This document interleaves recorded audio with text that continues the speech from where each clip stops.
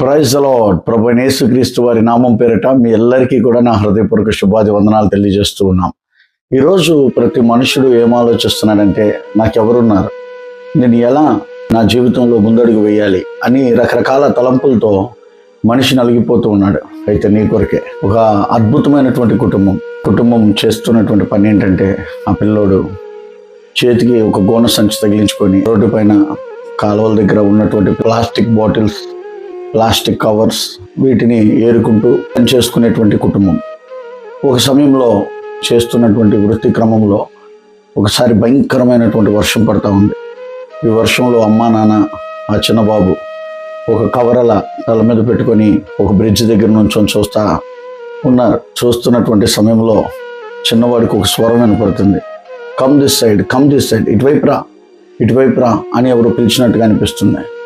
ఈ చిన్నవాడు ఆ వర్షంలో తడుచుకుంటూ అటువైపు వెళ్ళి అక్కడి నుంచి ఉంటే కొన్ని వేల ఎకరాలు మరి ఖాళీగా కనిపిస్తూ ఉంది.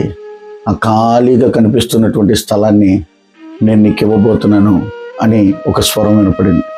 ఆ స్వరాన్ని విన్న తర్వాత చిన్నవాడు ఆ వర్షంలో మరలా తడుచుకుంటూ తల్లిదండ్రుల దగ్గరికి వచ్చి, మమ్మీ నేను ఇక్కడ ఉన్నప్పుడు నన్ను ఎవరో పిలిచారు, నేను అక్కడికి వెళ్ళి చూస్తే ఆ విశాలవంతమైనటువంటి స్థలాన్ని నీకు ఇస్తానని చెప్పేటువంటి స్వరం నేను విన్నాను అని చెప్పినప్పుడు ఆ తల్లిదండ్రులు, నోరు మూసుకోరా, మనమేంటి, మన బ్రతుకేంటి, మనమేంటి, మన జీవితాలు ఏంటి అని అనలేదు, కానీ we believe and we receive అనే మాట పలికారు.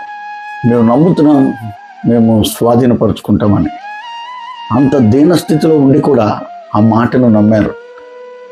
కట్ చేస్తే పరిస్థితి ఎలా ఉందంటే, ఈరోజు నైజీరియా ప్రాంతంలోనే అత్యధిక the biggest church in the world, ప్రపంచమంతటిలో అతి పెద్ద పరిచర్య, వారి సంఘ సభ్యుల సంఖ్య ఎంతో తెలుసా?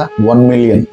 1 మిలియన్ అంటే 10 లక్షల మంది సంఘ సభ్యులు కలిగినటువంటి సంఘంగా. ఇటువైపు చూస్తే 3 కిలోమీటర్ల వెడల్పు, అటువైపు చూస్తే 3 కిలోమీటర్ల పొడవు ఉన్నటువంటి మందిరం. ఎప్పుడో దీనస్థితిలో ఉన్నప్పుడు ఒక స్వరం వినపడింది.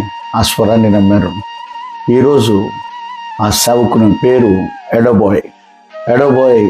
నైజీరియాలో ది రెడీమ్ చర్చ్ అని కొడితే మీకు దాని గురించి తెలుస్తుంది. అద్భుతమైనటువంటి పరిచర్య చేస్తూ ఉన్నారు. నీ జీవితంలో కూడా నా స్థితి ఏంటి, నేను దీనస్థితిలో ఉన్నాను, నాకంటూ టాలెంట్ లేదు, నేనేం చేయలేనని నువ్వు అనుకోవద్దు. దేవుడే ఒక్కరిని కూడా ఉచితంగా భూమి మీద విడిచిపెట్టలే.